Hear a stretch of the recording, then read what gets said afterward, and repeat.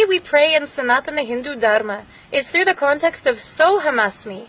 Even while we pray to the divine, we know we are also divine.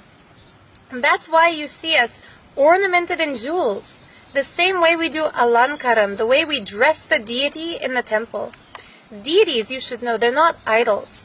We're not worshipping the image.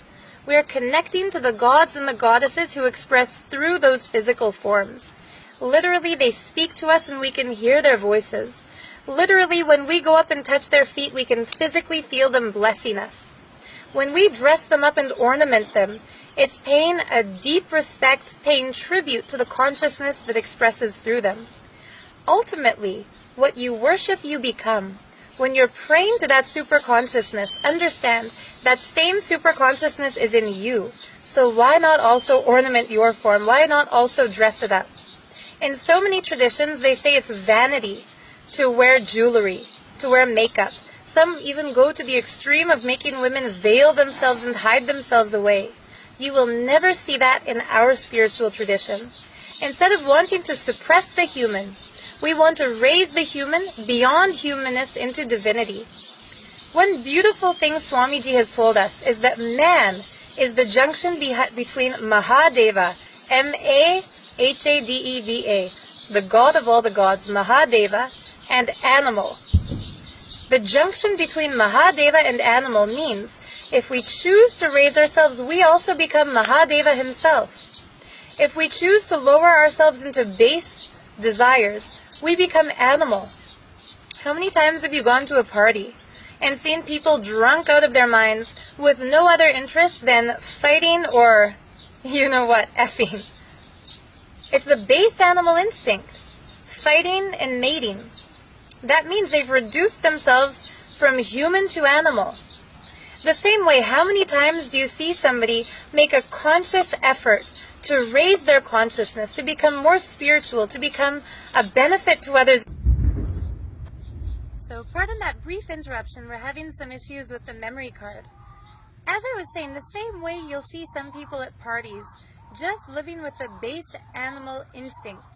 You'll also see people who decide to embark on a lifestyle of raising their consciousness and also raising the consciousness of the world. That's the decision every single person in human embodiment has to make between animal and divine, between animal and Mahadeva. The moment we decide to embark on a life of Sanatana Hindu Dharma, Dharma meaning the way, the ultimate lifestyle, that moment our lives move away from those animal instincts, that base mentality, into the higher mentality. How can I be the best possible version of myself? How can the divine attributes that I admire in the gods and goddesses express through this body? How can I be here not only for my own personal satisfaction, but to be a cause of satisfaction into others also?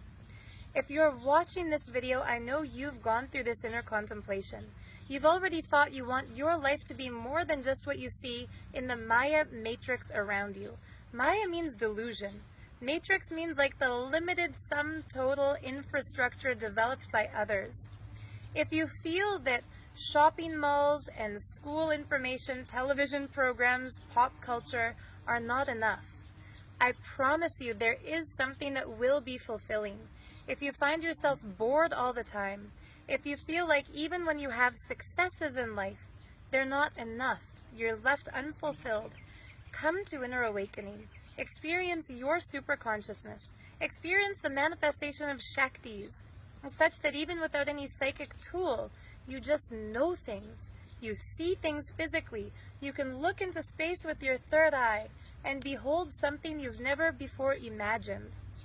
Very soon, Swamiji has told us that here in Nityananda Pitam, Bengaluru Adinam, besides just manifesting Shaktis, we'll be able to physically see and experience 11 different dimensions of existence, like traveling to San Jose from New York, or like going from Dallas, Texas to Alaska, or even across the world to Thailand or Australia.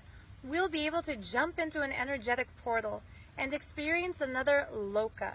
Loka is the Sanskrit word that means plane of reality. This whole Adinam, The energetic frequency is already matched with Kailash.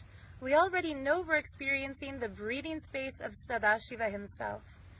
But so blessed will be those who get to physically see Mount Kailash here, physically interact with all the divine beings who reside there.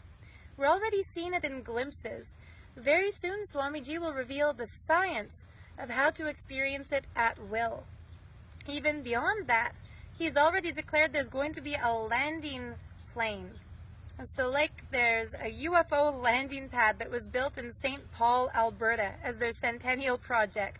It looks like a big saucer-shaped airport where they think UFOs can land and take off. An actual cosmic port is already existing here. And Swamiji, who speaks often about disclosure, if you open your ears and listen, I think he knows even more than the ancient alien theorists on the show Ancient Aliens. He said very soon we'll be able to interact with extraterrestrial beings in a tangible way. Sanatana Hindu Dharma, when you start reading the scriptures and seeing about the Vimanas in their ancient past, the wisdom they had in astrophysics, even the information that they had relating to the smallest of cells to the largest of supernova, it's all incredibly cool, and we're starting to experience it. Taking a monastic vow in Hinduism, it's not about giving up pleasures from the outside world, it's about embracing even greater pleasures. When we realize that our lives are not just driven by what makes us feel good temporarily, when you decide that what gives you a temporary pleasure always leads to long-term disappointment because you can't constantly enjoy that pleasure. No sex addict is fulfilled because even when they stop having sex with one person, they want more, more, more.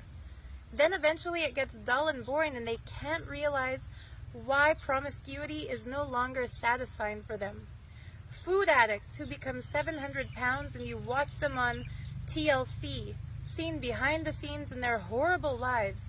They eat and eat and eat and eat, but food starts to lose its flavor for them. Even still, they're insatiable. Alcoholics, any kind of drug addict, the more they consume, the less fulfilled they become. The exact opposite is true of superconsciousness. The more superconsciousness starts to express through us, the more we feel fulfilled. The more our experiences become full color, full experiential, and also radiating to others. That's why when you see Balasants of the Nityananda Gurukul, or Nityananda yogis, or members of the monastic order like myself, we'll never look like some dull person who failed in the outer world and decided as a fallback plan to live a monastic life. Everyone here was a success in the outer world, but decided there's something much more to life than external success. That's the internal realization that leads to a continuum of experiences always expanding exponentially, and a strong, burning desire to share that with the world. Now, if you also want to experience this lifestyle, let me know in the comments below. I'll help you get to inner awakening or to become an Adinavasi, or if you also want to live the monastic lifestyle, I'll even let you know how the doors open for you to do just that. Let me know. I look forward to hearing your thoughts on this.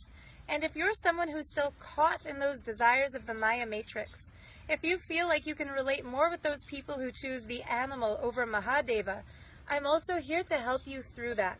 Don't worry, you can overcome it. Remember, man is the junction point between Mahadeva and animal. You can always choose the higher even if you're caught in the lower. Thank you for tuning in. Much love to all of you, and stay tuned for future videos. If you have any questions you'd like me to answer, please ask. And once again, come to Inner Awakening. You won't regret it. Nityanandam.